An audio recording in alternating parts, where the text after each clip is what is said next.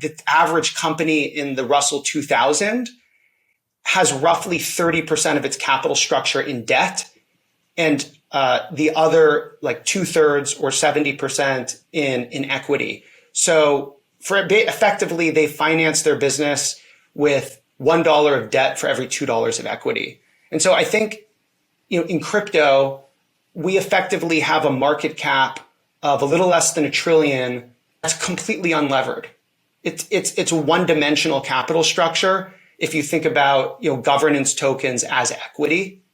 And so it's almost as if crypto markets have not used every tool in their toolkit to optimize their cost of capital to date. Bang, bang, bang. Bang, bang. Who are we talking to today, dude? I mean, we should be talking to Pomp with that intro. I haven't heard anyone say bang, bang. The days of working. Missed that, man. Yeah, missed that guy. Anyways, today we are talking to also a longtime friend of Blockworks, Ben Forman. Ben is great, like ex-TradFi, came from TPG, was at TPG on the credit desk, I think, then was at KKR. Then I think TPG, then KKR on the credit desk, and then left KKR in 2018 or 2019, founded ParaFi. The founder of KKR kind of seeded the fund, Henry Kravis, and he's just had an incredibly impressive run. And they built like one of the best firms in crypto. And this episode was great. I think it like tied together everything that we've been talking about, like permission, DeFi, like that, the potential there, fixed rate lend and borrow, under collateralized loans. Like we talked about it all. So I thought this was one of my favorite episodes of the season. I thought it was cool too. Maybe it'd even just be, if you're tuning in for the first time listening to this episode, like this is, where we are kind of in the season, right? Is we mapped out the death of CeFi, new renaissance to Tushar Jain over at Multicoin.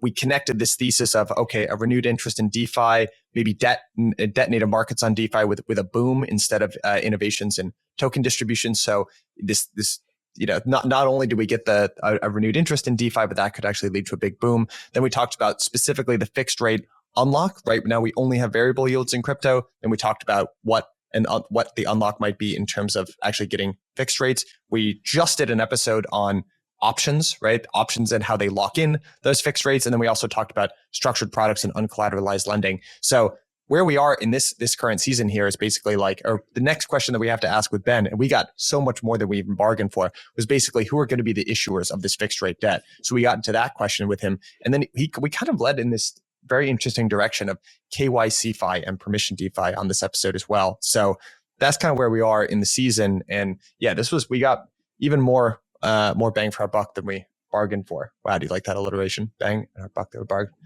bargained for in this episode. Bang for the buck than we bargained for. Yeah. Nice work. Nice work. Yeah. Let's jump in.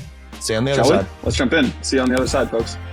All right, everyone. Welcome back to another episode of Bell Curve. We have longtime friend of Blockworks, Ben Forman. I'm joined by Mike Ippolito, per usual. Ben, welcome to Bell Curve. Thanks.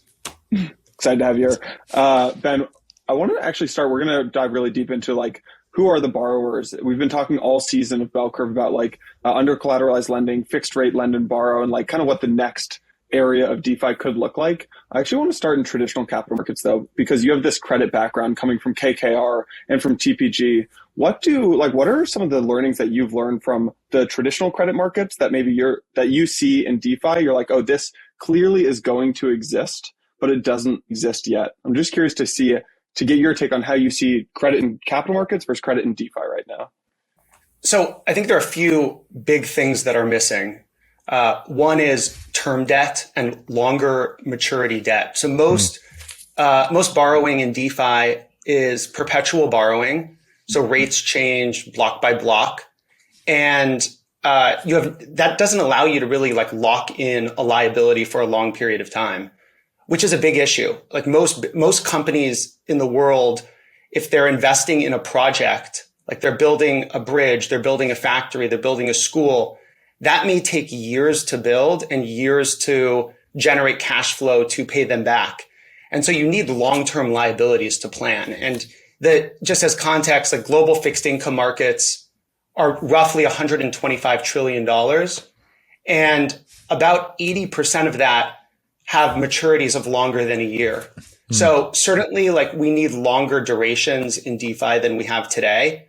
And then we also need term debt. So that's one major area among many others. So why walk us through exactly why that is, right? Because again, something that we've touched on in previous episodes is this need to be able to lock certain things. And we've got all variable debt in crypto right now. Options and kind of the market for interest rate swaps is how you lock in fixed rates. Why is a term structure really important, that longer term? Well, I think that fundamentally people want certainty, right? Like locking in a rate for 3 months is a long time in crypto land, but to the extent we want to actually connect to the real world, we need to be able to not have to rely on refinancing our debt after 3 months. Because if you borrow for 3 months when things are good, and that debt comes to maturity, you may not be able to refinance. And that could ultimately cause you to be insolvent. And we actually, just recently, a few months ago, this was top of mind when you had kind of three arrows causing contagion across crypto credit markets. If you had an open term loan with a desk like Genesis or Galaxy or any of the other big lenders, they were saying, hey, please return our capital. But if you had a fixed term debt where they couldn't call it back, you could, rest assured that, you could buy time to effectively repay your debt. And so really that's why it's so important. And that's why, the US government issues 10-year bonds, 30-year bonds. It's why most high yield issuers are issuing 5 to 10-year bonds. Most municipalities are issuing 10-year plus notes. Same in the mortgage market. The most common duration on a mortgage is 30 years. And most of the fixed rate attempts in DeFi are still too short. They're still, okay, let's lock in a rate for 1 month, 3 months, 6 months, but that's still far too disconnected from the duration that you see in traditional credit markets. So why is that? Why do we have such short durations in crypto as opposed to if like there is an equivalent of the Toyota Camry, right? In financial, it's the 30-year fixed rate mortgage in the US, right? That's a super popular financial product. Everything in crypto is such short duration. Why is that? I think it's partly a function of just this market being very immature. If you think about it, the demand to borrow at long rates maybe hasn't really become relevant until recently. Part of the reason for that is there was really no demand to borrow long-term previously because why issue debt when you could just sell equity or sell tokens, right? Like every company is trying to optimize its capital structure and keep its cost of capital as low as possible. And it's no different for a DAO. And so when equity prices are high, sell equity because it's cheap. But in today's market, with token prices depressed, if to the extent a company or a DAO believes in the equity value or the value of their governance token, they wouldn't want to sell it at today's prices. And now they'll kind of turn to credit as an alternative. I think the other issue were rates in DeFi. So you go back a year ago and the risk-free rate on Compound or Aave was high single digits, low double digits. Today it's significantly lower. But when rates were high single digits, low double digits, to get someone to lock up capital for 5 years or 10 years, the slope of that interest rate curve was going to be very steep. And so it didn't really make sense until this market environment. And so that's why I think we really haven't had a need for it, or there wasn't demand for it until this recent sell-off occurred.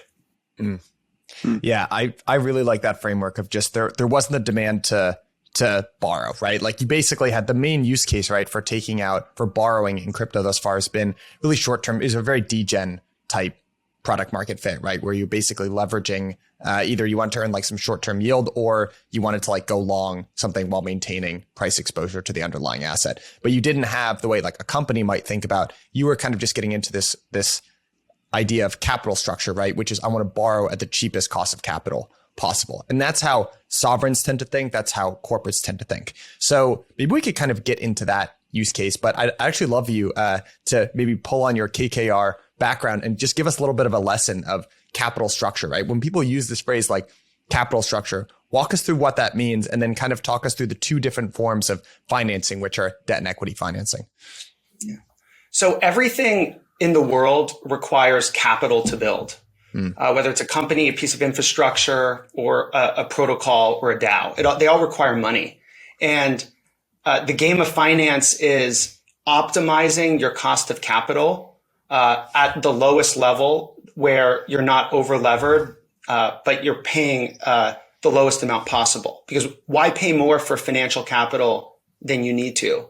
It sounds obvious. So as it relates to companies will raise some combination of equity, convertible notes, preferred equity, and debt to do whatever they need to do to grow their business. And within debt, there are a number of different types of debt. There's secured debt, there's unsecured debt, there's senior debt, there's mezzanine debt.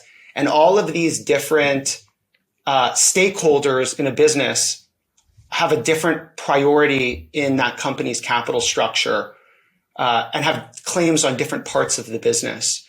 And so this is like really how the traditional financial market works. And just as context, there's roughly the same amount of publicly issued debt in the world as publicly issued equity. And the average company in the Russell 2000 has roughly 30% of its capital structure in debt, and the other like 2/3 or 70% in equity. So effectively, they finance their business with $1 of debt for every $2 of equity. And so I think, in crypto, we effectively have a market cap of a little less than $1 trillion that's completely unlevered. It's a one-dimensional capital structure if you think about, governance tokens as equity.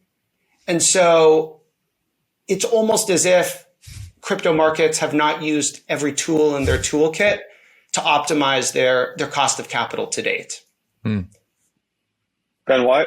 Like when you look at, I feel like a lot of folks think of debt as like something that maybe a big Fortune 500 would issue, and that like startups maybe don't use debt as much. But I actually feel like startups, like non-dilutive debt financing, is becoming more and more popular, even in the startup markets these days. Why has that not hit crypto yet? Like, why is it? Why do we have that relationship? Like, basically, what is missing? I guess. Yeah, I think that most DeFi, DeFi is 2 years old. Most DAOs have started in the last year, and there's really no reason to issue debt because token prices were expensive. So sell tokens, and debt would have been expensive because DeFi yields were high. But now DeFi yields are very low. So I think that was one concept. I think the second is there really haven't been that many teams building products in this category. So there may be a small handful of teams that are just now coming to market with products that allow DAOs to issue or debt-like instruments. But I count 65 to 70 teams building decentralized perps or decentralized options, and 50 plus teams building money market style competitors to Aave and Compound, and a similar amount building AMMs, but very few are focused on this particular category to date. So I think it's a bit of a late mover. And then I think the final point is, we can get into this more, but I think that what debt looks like to a DAO may be different than what debt looks like to a company. And I think to some extent, lenders may want to look to protocol earnings as a source of repayment, almost like a royalty right, as opposed to just a direct loan that's repaid at maturity. So I think there are some design characteristics that need to be sussed out before we really get to product market fit. Could we go a little bit deeper? Explain what exactly you mean by that. Yeah. So I just think about, a typical high yield bond that, let's say, you have, or an investment grade bond that Tesla issues. They may issue, 5-year bond at 3% coupon. And every year they make an interest payment to lenders. And then at the very end of that 5-year period in 2027, they repay the principal. And those bondholders basically have a generic lien or claim on the assets of the business. And there's, the CFO of Tesla is stroking the checks every year, assuming it's an annual coupon. I think in the DeFi space, what we may end up seeing is something that looks more like a royalty right, where if you think about a DAO that's cash flow generative, like, Uniswap generating $500,000 of daily earnings, or actually maybe Uniswap's a bad example because the fee switch is off, but let's say Sushi. I imagine an instrument where let's say Sushi is, X-Sushi is generating, $50,000 a day of earnings. If I were to lend, say, $1 million to Sushi DAO and be guaranteed block by block that I'm getting repayment along with an interest rate as cash is coming into the DAO, that would be more palatable for me because I wouldn't have to take risk that a DAO has to go through a governance vote to make an interest payment or to refinance debt at maturity.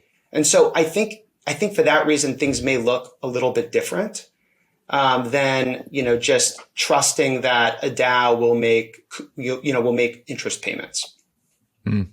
Does that give it a different? That's really interesting that you say this because we, on one of the previous interviews in the season, we talked to the guys from Maple Finance and Notional Finance, and Teddy from Notional brought up this idea of, one thing that's very possible in crypto that's just straight up not possible in, TradFi is this idea of, money going towards certain things, right? You can lock in on a block by block basis rewards. So, we were actually even talking about it within the context of, okay, let's say you issue a loan to a company, like Blockworks was going to take on a loan. We'd say, hey, we're going to use it for like additional personnel. We're going to use it to like fund this conference. And maybe we need, some marketing or something like that. Basically, when you give us that money, you're trusting Jason and I to do that.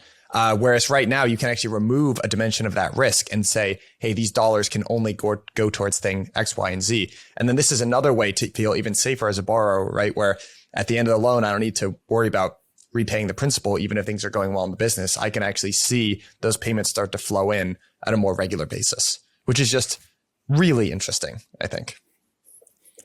Yeah, absolutely. I also think you can structure products that resemble revenue shares. So when Blockworks is selling tickets to its next conference, you could structure some sort of note where 30 cents of every dollar goes to repay my revenue share until I make, 1.5 times my money. So I think the design space for what you can do, with crypto structured products is obviously much, much wider, much broader than what you could do easily in TradFi.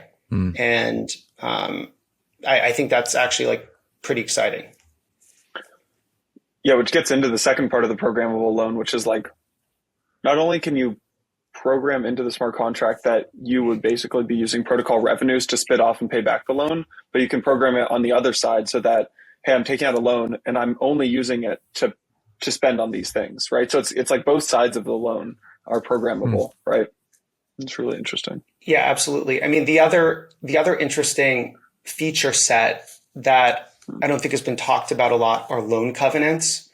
So most loans have reporting covenants by a company. So if their revenue or their EBITDA drops below a certain level, the loan is in default. Mm. And so there could be, we could see features where these loans reference on-chain data, whether it's TVL or volume or protocol earnings. And to the extent that certain metrics aren't hit, the loan would be in default and would accelerate in some way. So I think there are other, the programmability kind of is top of mind here. Relative to traditional finance, like everything is reported via paper and financial statements on a 45-day lag to quarter end. Whereas here, you basically get real-time monitoring and loan covenants, which should reduce risk at the end of the day. I'm actually imagining the playground that opens up to like just the arbitrage and the crazy strategies that are going to get run if this becomes widely adopted, right? Like one of my favorite, Matt Levine breaks this down like very normal language, right? But there was a whole trend a little while ago, basically, of hedge funds using credit default swaps, right? Basically to say, hey, wink, wink, nudge, nudge, we want you to actually go into breach on this covenant because we have the other side of a credit default swap, right? And we'll basically kick back to you whatever we get from the insurance of the credit default swap. And actually, you could make sort of an argument that worked out well for everyone because the financing was actually cheaper for the company that got like they would get more from their kickback from the hedge fund than they would have from whatever, sort of debt agreement they had in place before. But it just the level of I'm just interested to see if we do open up this design space in DeFi, just how creative this stuff really can get. Because it'll be nuts, I think. Let me ask. So Ben, do you think that there will be like a protocol that is built that does not exist yet that basically is like a loan covenant protocol, and you can put in place like it helps you facilitate these loans, and like some covenants that might exist would be like the debt yield ratio or like the DSCR rate, like DSCR or like LTV or like the LTC, like just different covenants, and it's all just programmable and it goes through this protocol? Yeah, exactly. I think that, we'll have some covenant light debt and we'll have some debt that has covenants. But I imagine, we may be living in a world where, we're talking about the relative value between, the 2032 Uniswap 10% bonds or the, compound 2028 converts, and one may have covenants and one may not. And so I think that there'll be traditional credit analysis as we see like different types of products come with different types of covenants and different types of structural protections. Yeah.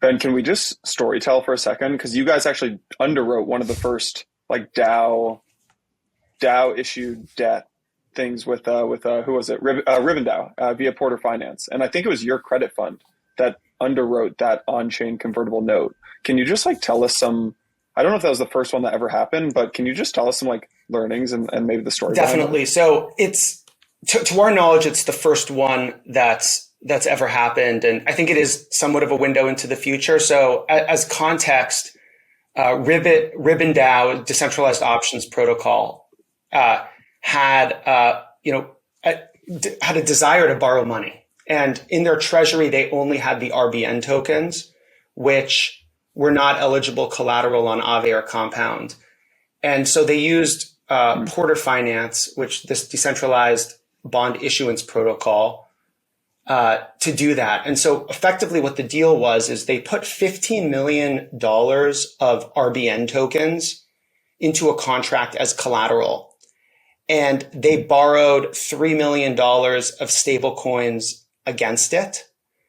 And the rate that the stable coins got paid via this bond was set via an auction. So there were a number of participants bidding, and it was structured as a Dutch auction. Ultimately, the way this bond was structured is it was a 6-month bond, and it was issued at 97 cents. It was a zero coupon bond. So you effectively make 3 points over 6 months. So roughly 6 to 7% as you include compounding.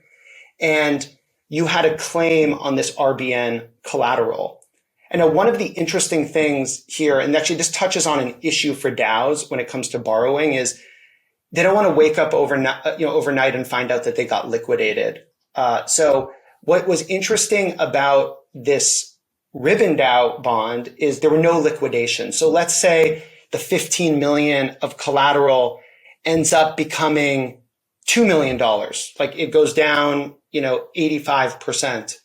Well, you have a $3 million bond and you have 2 million of collateral. That bond may start to trade at 60, 70 cents on the dollar at an implied recovery value, but there were no liquidations associated with that bond. So I think that's actually quite a good user experience for DAOs to not have to worry about getting liquidated and be able to use, a bespoke collateral type that's not available on Compound and Aave. So anyway, this bond was fully subscribed. We did participate. What was interesting is ultimately Porter Finance ended up shutting down and Ribbon repaid its debt a bit earlier than planned. But the mechanics around the bond issuance was fascinating. It actually worked really well, and I think it was quite practical for all parties. You said it might be a glimpse into the future. Why do you think that? I think that other DAOs are in similar position to Ribbon. They have governance tokens in their treasury that they can't easily borrow against. They can't sign a contract with an OTC desk because they have no manifestation in the real world. DAOs entering into contracts is not straightforward, and so they're really forced on chain to borrow. And a product similar to the one Porter used, I think, was quite effective. I mean, they were happy with it. I think the participants in the round were happy with it. So I imagine other kind of small and mid cap DAOs will have the same desire and need down the line. I remember thinking one of the I think the risks that we're exploring in this thesis that we're talking about this season is just like when this actually is going to, like, a lot of these ideas like make a lot of sense, but just when are they going to happen, basically. And when we talk about debt financing for DAOs, it's basically been a unanimous like, yes, we think that this is going to happen at some point, but the question is, when is it going to happen? And I think in addition to, like, I want to get into regulation in a minute here, because I think there's a different regulatory implication when we're talking about debt versus like selling tokens, which I think is important to get into. But also the reason why it didn't necessarily make sense for DAOs to issue debt is because what you want if you're issuing debt is like steady, predictable cash flows, right? So that's still a decent headwind for issuing debt. But one of the reasons why maybe it could happen sooner than we all think is because I think, like, a lot of the founders that I've spoken to, and I assume probably you have a similar experience, is that like the yield farming method of growth worked really well on the way up, but it really sucks on the way down, because then you're basically relying on diluting yourself to generate growth. And as the token fall, like when tokens are falling, people just sell the tokens, which means you need to give more and more of your tokens away. And it's just really negative enforcing feedback loop. And when I looked at the Ribbon thing, I thought it was a really elegant solution, because you basically looked at your treasury and it was a really easy way to get liquidity on, what you had in your treasury, as opposed to like this doom loop of just giving rewards away. So that's how I kind of saw. I don't know. Was that like basically the motivation, or what do you think? Yeah, I think exactly that. I mean, their token, had traded down significantly. They didn't want to use they didn't want to sell more of the RBN token if they didn't need to. Yeah, exactly. Can you walk us through, like, I know regulation is a big part of this, right? Debt,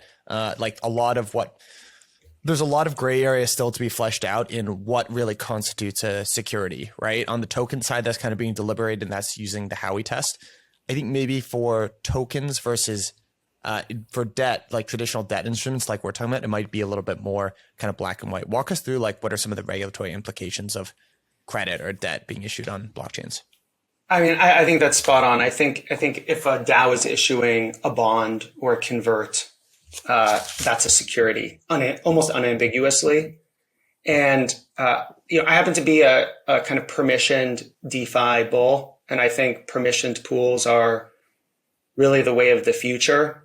So I ultimately think that as there will be kind of permissionless debt issuance by DAOs. Some DAOs will geofence, US users, et cetera. But I think the majority of debt issuance on chain will take the form of permissioned pools.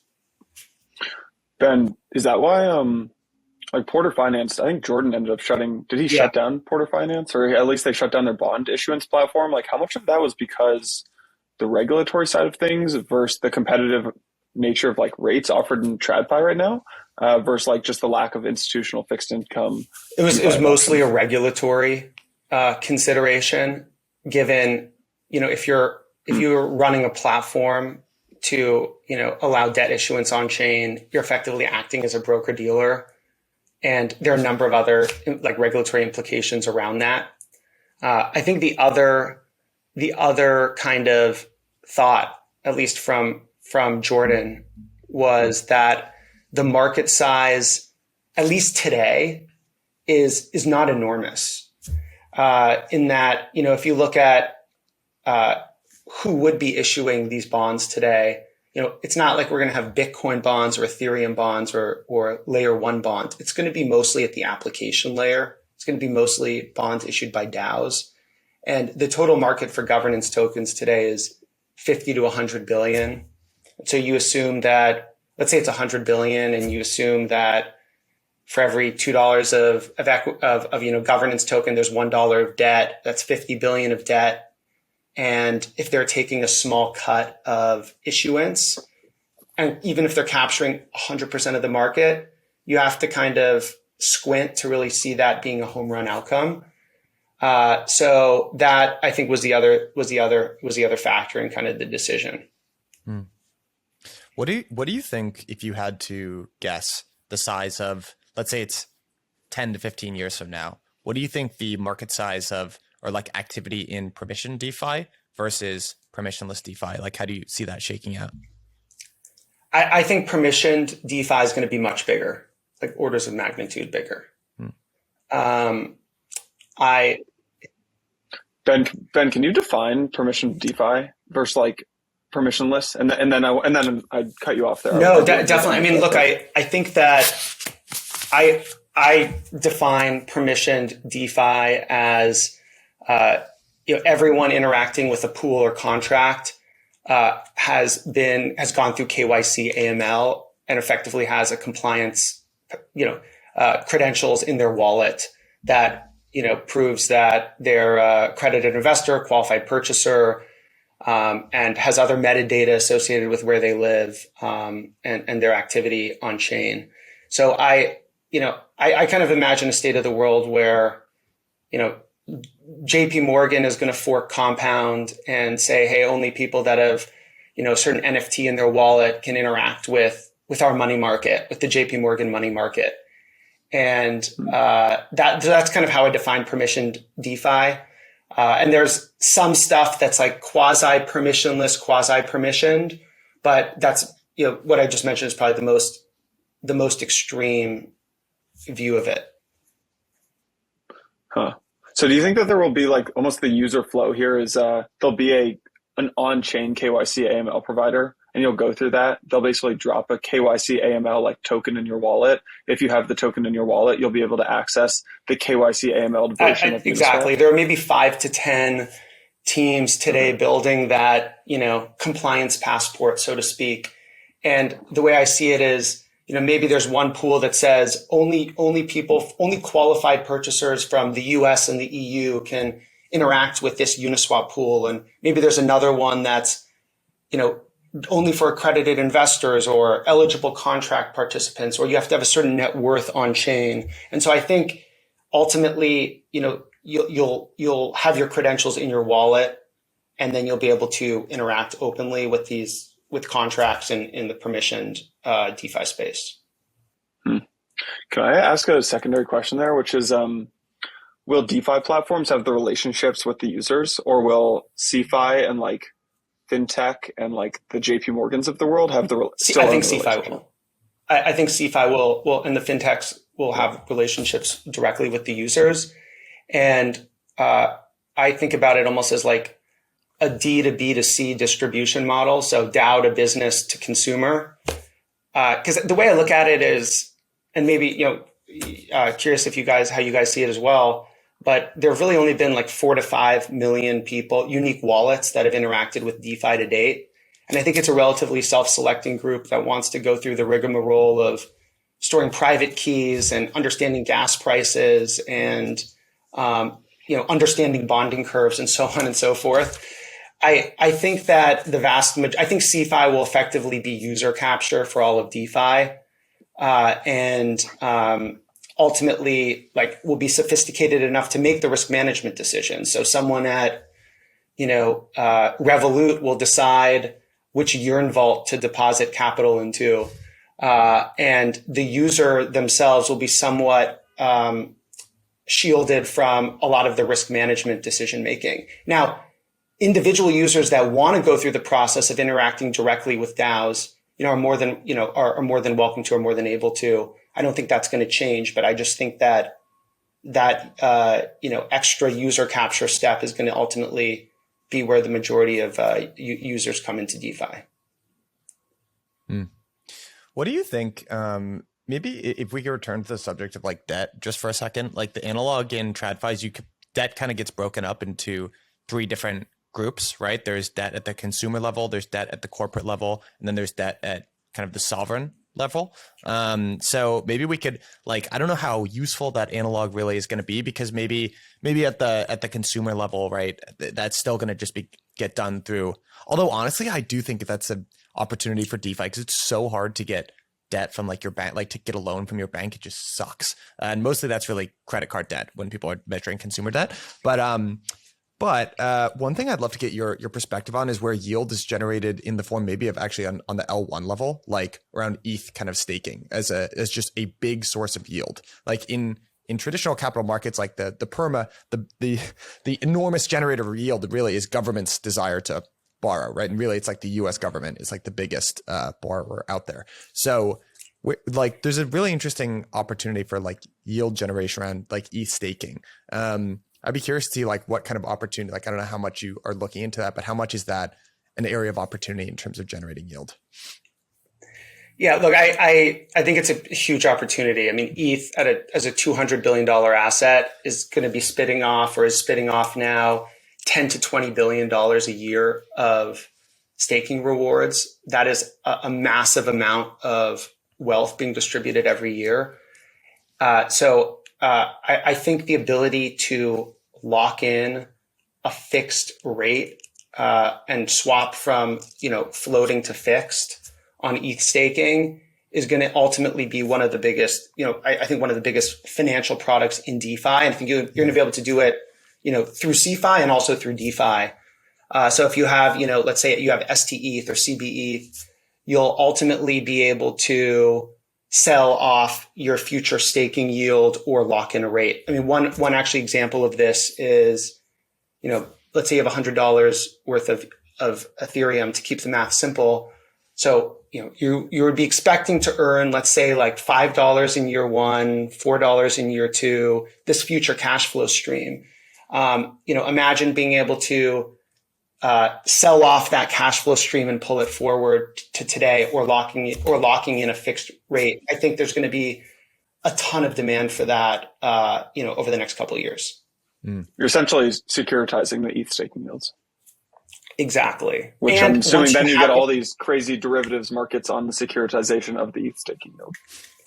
Crazy derivative markets. And because once you have that cash flow stream, someone may be okay taking risk on the first $3 a year, but anything above that, maybe you sell that to a more junior tranche. And so I think you're going to see basically this yield get securitized and bundled. And it's not only the staking yield, but it'll also be, you can bifurcate and sell off just MEV or just fees or just the core, yield itself. So you can even get more granular, is what I imagine this world's going to ultimately look like. Are we just talking about building a yield curve? Isn't this what we're kind of describing here, like a yield curve in crypto? I think to some extent, yeah. I think this will be ultimately the benchmark rate for Ethereum. But I think this is very separate from the dollar borrowing market. Yeah. Because I don't know that many DAOs will ultimately want to borrow ETH, because ultimately if you're borrowing an asset, you're short it. And most DAOs building are ostensibly bullish on ETH. And so I think like the liabilities will still ultimately be denominated in dollars. And this like interest rate swap market on Ethereum will come down to institutions and holders of ETH ultimately just wanting to lock in rates is my sense. That's a really interesting point. You were kind of talking about some of the different ways that you could lock in. You could separate like fees versus like MEV. Do you have an opinion on what the opportunity is and what would almost be? Because the way that I would almost think about it is not even like, okay, if I have $100 worth of ETH, like this is the yield that I could get. Like, let's say you run a certain number of validators, basically. I would almost price it on like the yield that you could get on basically the amount of MEV that could be extracted from basically the block space that you have access to, or the theoretical block space that you would be, taking like, does that, I mean, how do you kind of suss out different opportunities of like the different categories of, maybe you can just focus on MEV because it seems like that's a super important category. Yeah. I mean, it's kind of like a little bit esoteric in the sense that, you may want to, the way I think about it is like, you may just not want to if you're a validator, you may not want to make a bet on what you'll earn from MEV, over the next 10 years. Like you may just not want to play that game. So you may want to basically sell that future revenue stream to someone who does want to play that game. You may just want certainty around that. So you can effectively pull forward those cash flows and kind of like bifurcate and disaggregate these cash flows and send MEV to someone else. So I think that a lot of these products are probably going to get built like on top of Lido or on top of other synthetic staking derivatives, maybe by the Lido team, maybe by others in the space. And then to a certain extent in CeFi. What if you had to guess at like we've covered kind of two big categories then, like yield that gets pulled from basically from the Ethereum protocol, or like, let's say other layer ones, right? We've talked about kind of DAOs, DAOs issuing debt as another major source of debt. Are there any other like big buckets of debt or potential borrowers or sources of yield that maybe we haven't covered? So back on like the debt borrowing concept and the concept of kind of, back to the Porter Finance example, there's no reason that, people or companies couldn't, issue debt on chain in the same way that Porter did. So if you have a basket of NFTs or governance tokens that don't necessarily like aren't marginable on chain on the major money markets, you could pledge them to a contract that looks similar to Porter and set your max rate and your desired maturity and borrow against them. So, I mean, it is possible that there will be some consumer borrowing on chain, outside of Compound and Aave, again, because some people don't have the right collateral or may just want to borrow for a 5-year term. So I think that will actually be a big bucket. And then, in the permissioned world, you may see companies, or crypto related companies or companies outside of the crypto space also use architecture like that. Do you think in terms of like what might hit first, like just to use the example of, let's say Coinbase, right? Coinbase issued, $1.5 billion worth of debt. I forget when exactly, sometime in the last year, I think it was probably in 2021.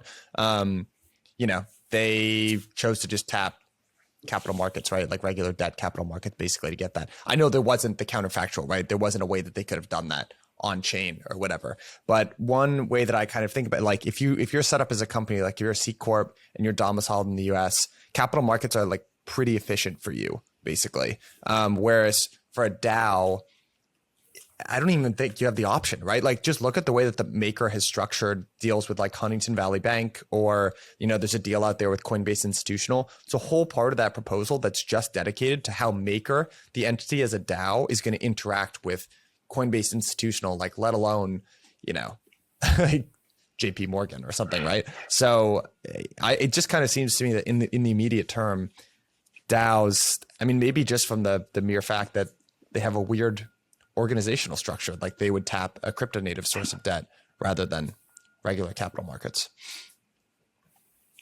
I think the first cohort of debt issuers are DAOs, exactly for the reason you just mentioned. Ben, can I get your Can I get your take on the Huntington Valley Bank thing, actually, and just like Maker? And I'm just curious this is now kind of getting away from the thesis of the show per se, but I just really want to get your take on Maker and like the end game, and because they're talking a lot about real world assets, which obviously increase the TAM of Maker. But like, I just want to get your take on the whole Maker. Yeah, thing. Definitely. And congrats, by the way, on becoming a delegate. I think we voted for you. So, Thanks.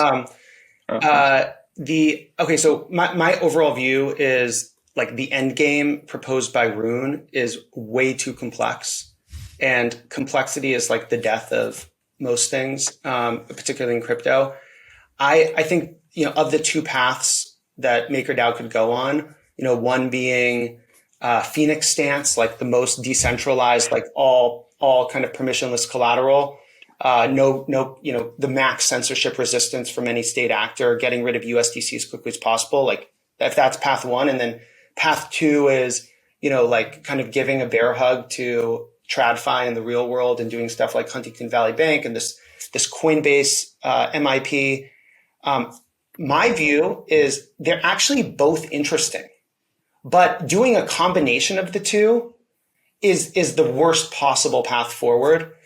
It's one of those scenarios where if I could own a token in those two versions of MakerDAO, I think they both have a reasonable chance to build value and create something interesting. But we can't, right? Because you can't fork DAI easily. You can't fork those network effects.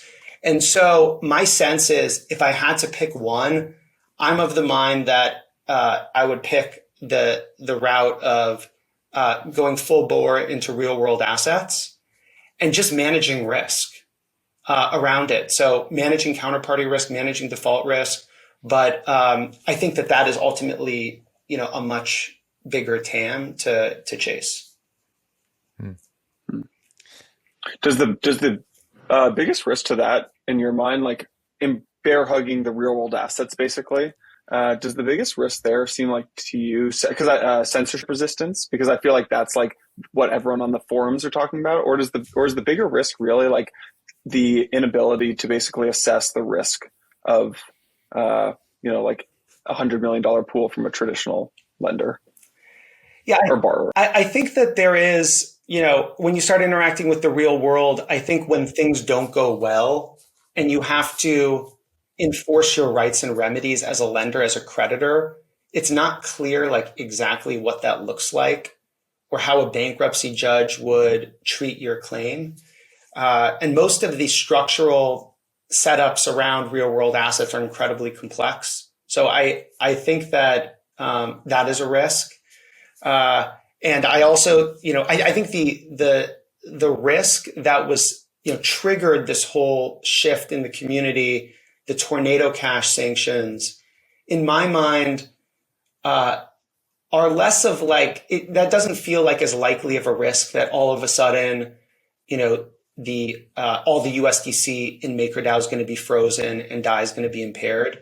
Ultimately, my sense is that regulators that would be a big, consumers would get hurt. Consumers will die.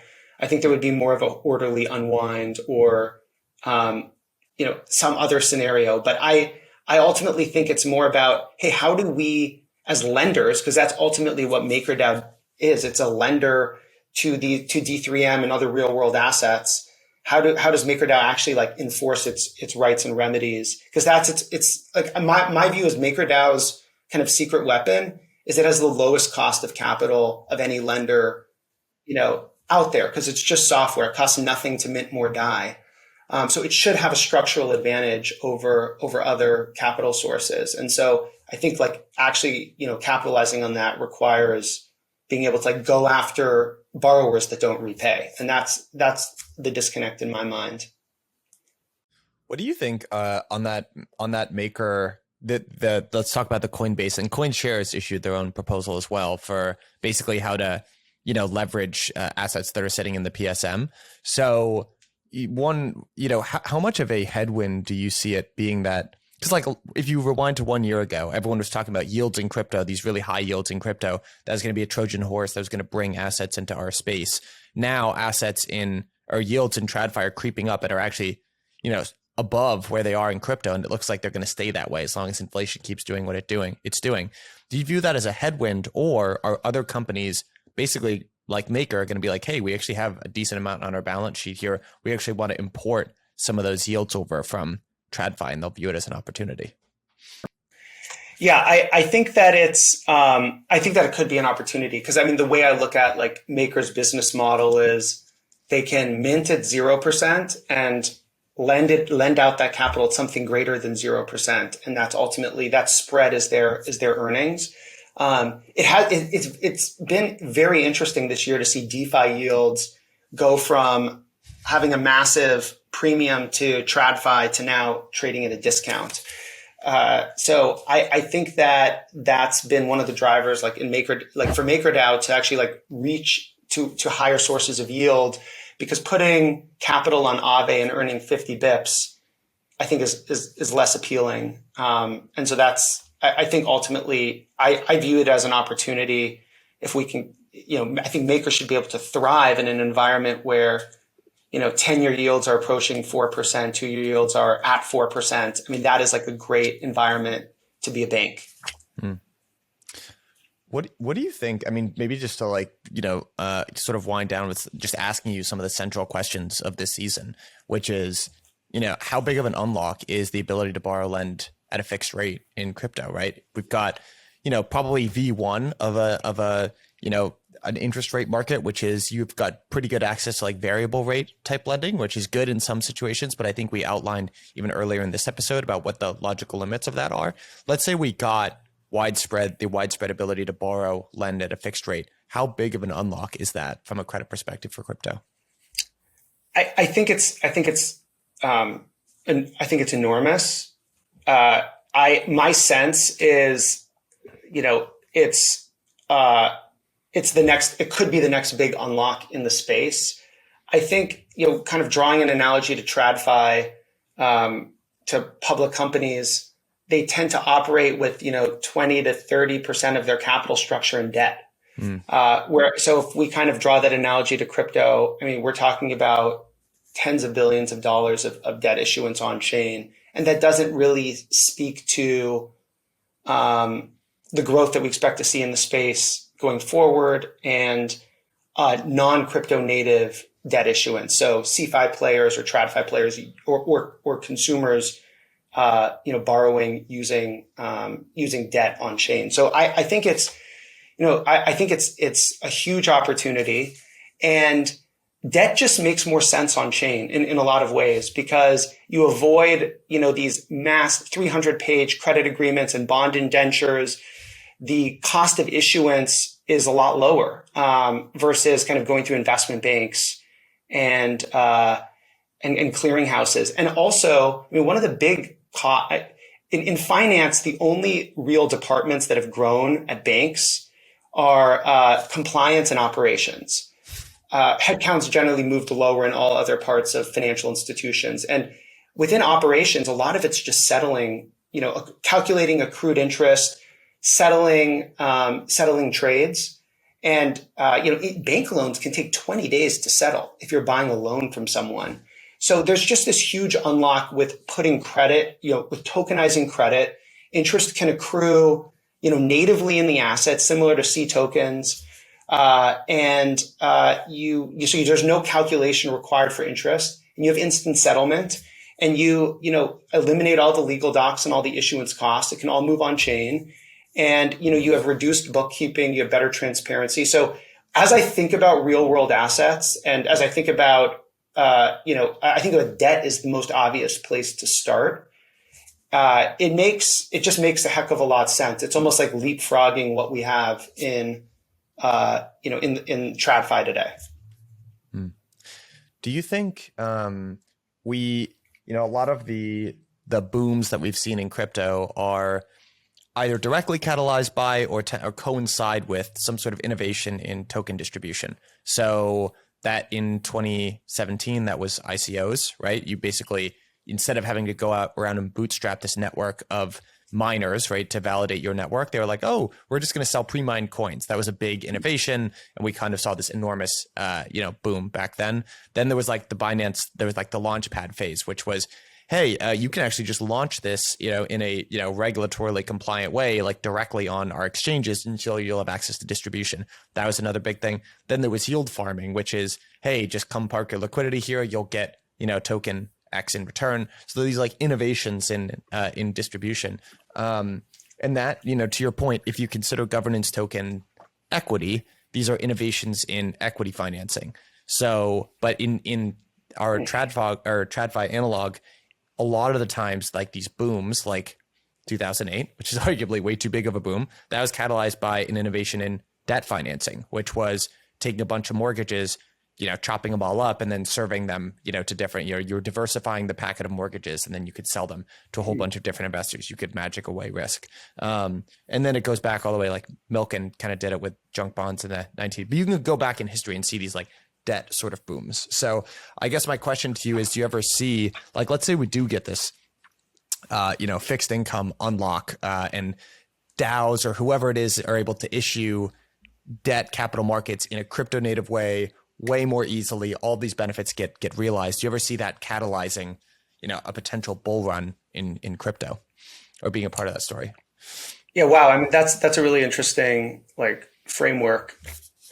I think it's in some ways, I don't know if this catalyzes the next unlock in crypto, but it will come at some point, because it's only natural for DAOs, which are effectively, companies on the blockchain, to want to, pay the least amount they need for financial capital. So it doesn't make, like, from first principles, I think having an all equity or all governance token capital structure and not issuing any debt is not optimized. And from a technical standpoint, there's really no reason that debt issuance can't exist. I mean, it draws on mechanics that already are out there in DeFi. So it's a really interesting thought. Could this catalyze the next bull market? I think it's possible. I think the product will exist, and it's just a matter of like when will this come into play? One thing I'm not sure how necessary you view this to maybe realize that vision, but a lot of there have been at various different times of financial markets people that were very comfortable with taking an enormous amount of risk. In crypto, our version of that is like what you'd call like degens, right? People who just aped into these farms, no understanding. They would like kind of talk to a buddy like, hey, is this like legit? And then you go put a bunch of capital at work and try to like farm the yields before it rugged. And that is, and honestly, like some pretty institutional players have made a lot of money doing that. You know a lot of these names, but if you go back in time, right, there was another form of risk that seemed really crazy at the time, which was basically what like Soros and Druckenmiller used to do. I mean, people didn't understand that at one point, like leveraging up and then taking bets against entities as big as the Bank of England, right? Or whatever when they broke the Bank of England. And there was a different type of like savage out there in the market who was willing to lever up, take huge positions in really liquid markets. That's just a different type of risk taker. I wonder, do you think we need kind of a different, to your idea of product market fit? I feel like in crypto, you're never going to get it right unless you allow for like, how are speculators going to make money off this? And what it seems to me is we need a different type of speculator, one that almost harkens back to those like big levered up speculators in debt markets. Do you know what I'm saying? Yeah, absolutely. I mean, look, like I think that, there's a hot ball of capital and stable coins that's hunting every day for the highest yield. And it's an incredibly competitive zero sum endeavor. And so if there is DAO issued debt that from a risk adjusted standpoint is attractive, and it has a attractive interest rate and attractive structure, like capital will buy that. Like I think that the world loves yield, and like we learned that in the past cycle in crypto, that a lot of the yield was just denominated in governance tokens, but the world loves US dollar denominated yield. And I think a lot of the existing stablecoin holders who have stablecoins on chain and are hunting for that would love to buy, a Uniswap bond or a compound bond or a MakerDAO bond, which was also something that was, recently thrown out in the forum. So I think it's going to come from existing capital. But then, on top of that, I do sense that institutions are not going to be able to resist, some of these like great risk-adjusted returns. The Porter Finance bond was 500% collateralized for 6 months. You can effectively price the probability of default based on the implied volatility of the RBN token. And, my sense is it was pretty attractive. At least that was a conclusion that we came to. I imagine many others in TradFi are going to come to that conclusion because it's actually a different bet. Investing in the uni governance token and building a thesis that token price go up is like a very different orthogonal idea to like, will Uniswap generate enough cash flow in the next 30 days to repay me so I can earn an 8% return? Like you don't have to believe in the growth of crypto markets to believe that, a properly structured product like that can make you money. And so that's where I think, you maybe start to see these crossover funds or credit funds. Ben, do you think that is the, we're always looking for the institutional unlock, right? But like one thing that you haven't seen as quickly as people maybe like every year, there's always like, oh, the institutions are coming, right? And like, obviously some institutions have come in, but like maybe not that quickly. One of the reasons might be because like they're just kind of taking pot shot bets, or they don't feel good about taking pot shot bets on like whether or not the uni token's going up. But if really this just comes down to a model on like uni's cash flow and everything's entirely transparent, you could see the credit institutions actually come in faster than the equity focused institutions. I'm curious if you think that is how things could play out. Yeah, it's funny you ask because a couple of recent conversations I've had with institutions, credit funds in the space that are looking to. They started these initiatives internally last year when yields were higher, but they were saying, hey, can we lend to a DAO? How do we lend to a DAO? Or how do we lend to a protocol? I'm like, look, it's not possible because you're going to want to sign a credit agreement. There's no one working for the DAO that can necessarily be a signatory, or it's complex, and you're not going to really be able to easily do KYC AML. So I know there is capital that's looking to access fixed income like returns in crypto because I've seen them floating around the space. Now, is a question of how big that. I think there's a ton of capital in private credit funds that are hunting for yield, and I think it will be kind of proving out like default rates and what you can earn on these products initially. But then I think with most things in crypto, retail, like the first movers are retail investors. Mm-hmm. So I think it's going to be stablecoin holders first. And then maybe once you see a little bit more of a proven track record, you see default rates, you see some DAOs start to repay their loans and issue new debt, then I think you start to attract the institutions. Mm. It's almost like in the same way that some of the earliest adopters of crypto on an institutional standpoint were FX traders, because they're kind of just like, I don't really care what the underlying is. Like I just care about, extracting spreads or whatever. I feel like this is maybe the next step of that, right? Which is like, I don't need to believe that, XYZ is the protocol of the future. Like I just need to be able to underwrite that I'm going to get my principal back.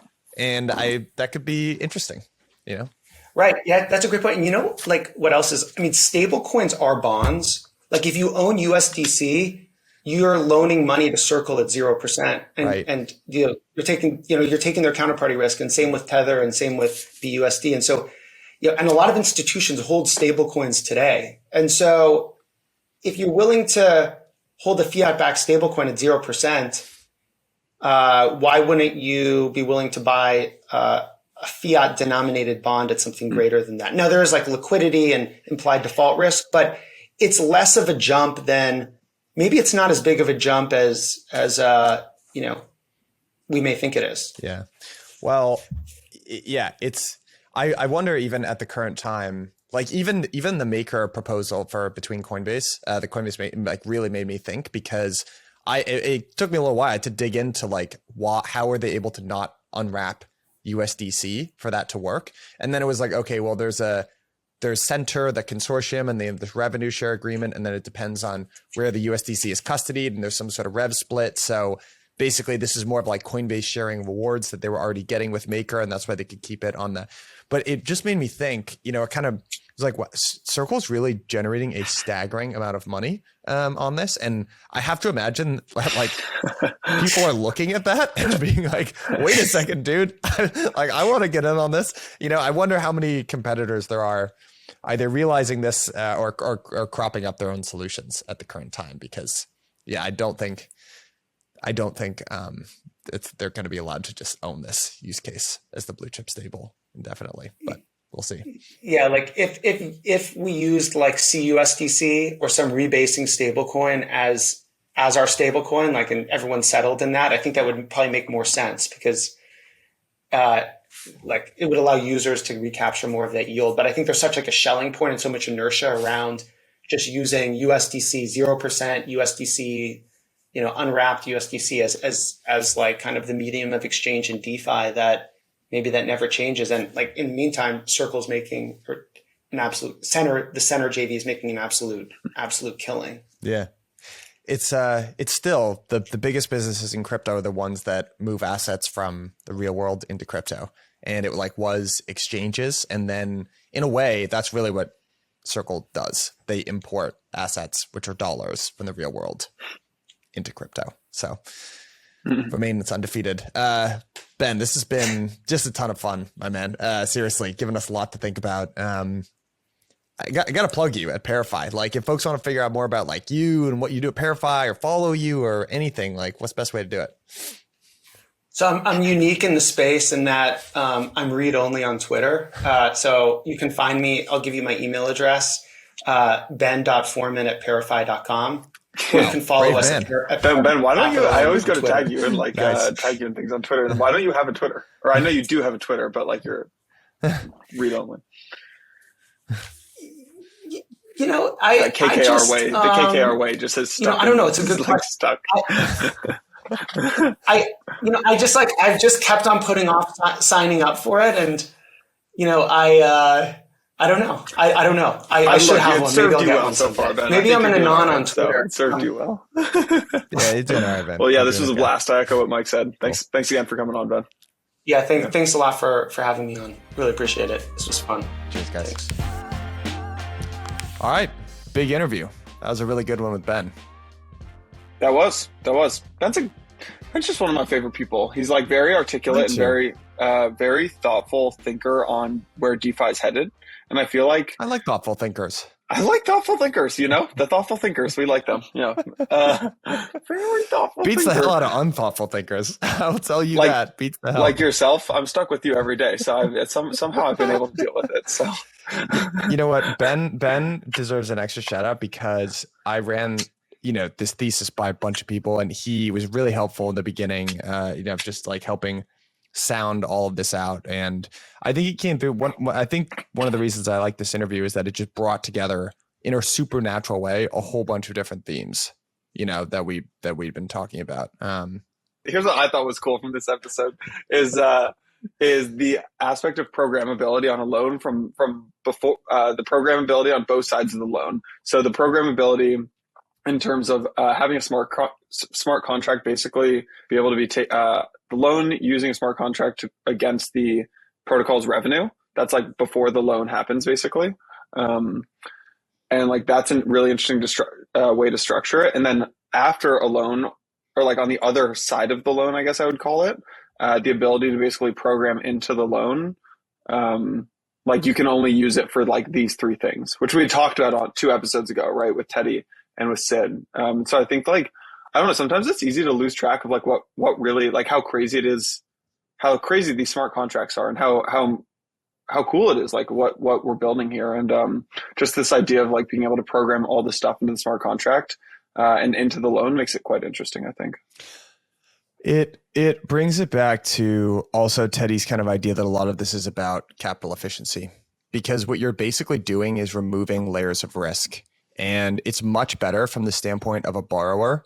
Like try to think of yourself in when the Overton window has shifted towards where once you lend someone capital, you're used to just getting a programmatic stream of income based on top line sales instead of, oh yeah, you get like paid back in increments of like, every month or every quarter, and then you have no transparency into the process other than whether or not your income comes, and then at the end you get your principal back.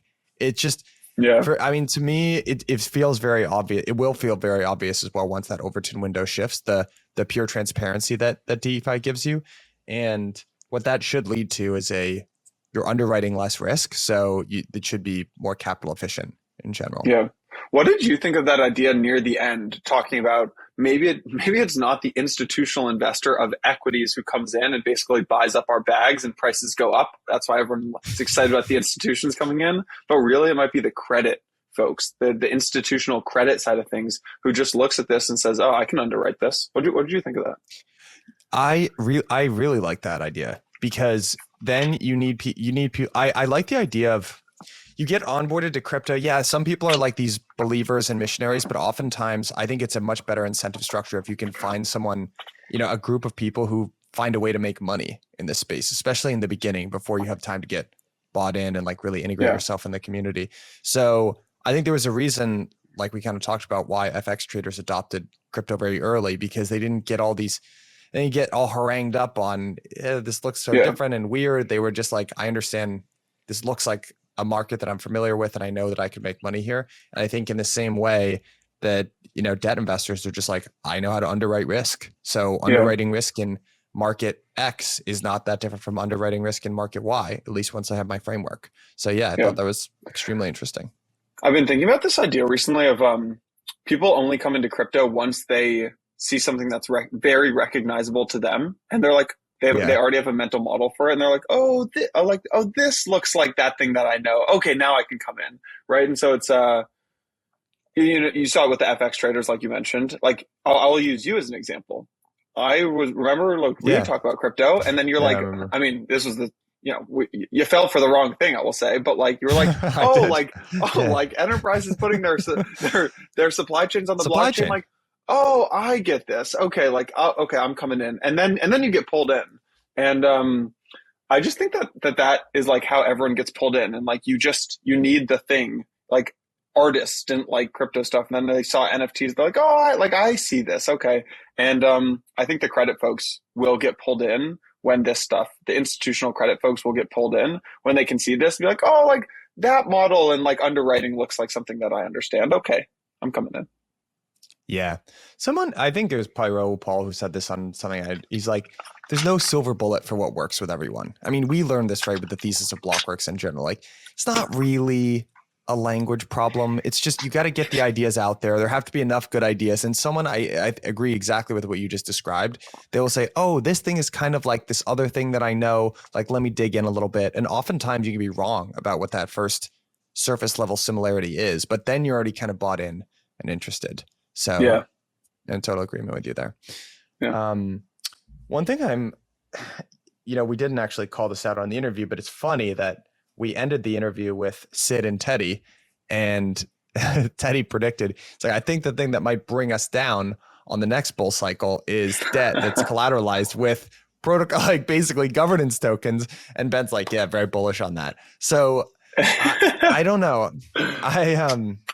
I do think one thing people might not give, I don't mean to say Ben does, Ben's a very sophisticated investor, but I wonder if there are logical limits on what just makes good collateral in general. And I do think it would be worth looking throughout history of like, you could find times when you collateralize debt with equity, and that hasn't typically ended very well. But I think Alan from Yield Protocol basically said it correctly, is that's kind of just like unsecured lending. And there's no such thing as a bad loan. There's just a bad rate. So I think there probably has to be at least one cycle of maybe not pricing risk correctly before we figure that out. But it's probably some weird, like pseudo uncollateralized loan, or like an uncollateralized loan with a call option attached to it. What is the market? What is the market like for like weird collateral? Have you ever looked into the market for weird collateral? Like, let's say I have not. Talking to someone earlier today. They've got a bunch of horses. Like, if you can, and like horses are valuable, right? Like let's say a horse is like $50. Do I know this person, dude? Who are you just chatting with that has a bunch of? You can tell me offline. Off the record horse conversation. Is this part of the dowry that you're getting with Dana? The horses. So this person's got like, like let's say 10 horses. Each horse is like $50K, 500K. We're moving past that.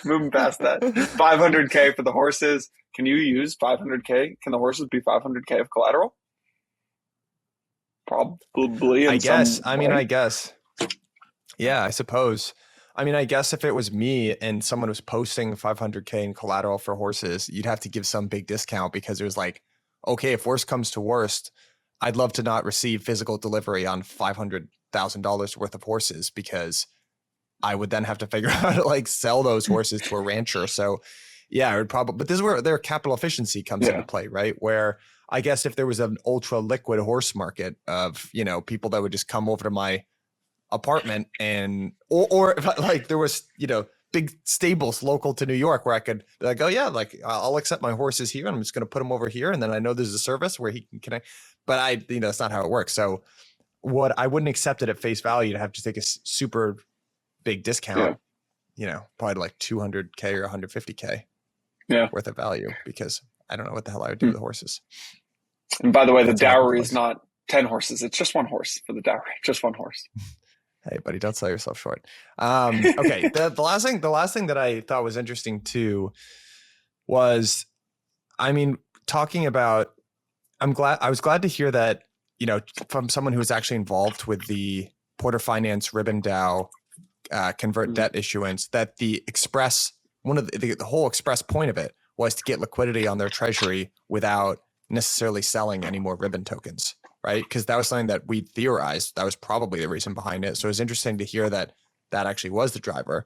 And again, constant theme throughout this season, Ben seemed very interested in it, DAOs will add debt financing to the mix. Question is just when. And I do think it's right to also question how that's going to work from a regulatory perspective as well. Yeah. Good. Yeah. Cool. Good up. We got one more, huh? Good up. One more, baby. Should we keep it a surprise or should we announce who's going to be on the episode? Surprise. You got to hit that subscribe button. This one's going to be a banger though. This one, I'm hyped for this one. Yeah. This one's going to be a blast. So it's the season finale. So tune in. It's going to be a good one. Worth your time. I promise. If you guys have ideas on season 2, Mike and I have started thinking about season 2 and what that looks like. So you guys should tweet at us and let us know what you think some themes or thesis should be for season 2. We have some ideas. We want to hear from you. So tweet at us. You should also rate and review the show if you haven't already. And also, we got a couple requests to sponsor season 2. So if you are a company and you are looking to sponsor season 2, just shoot me a DM on Twitter. We got you. So Mike, enjoy the rest of your day, partner. And see you on the other side. Peace, buddy.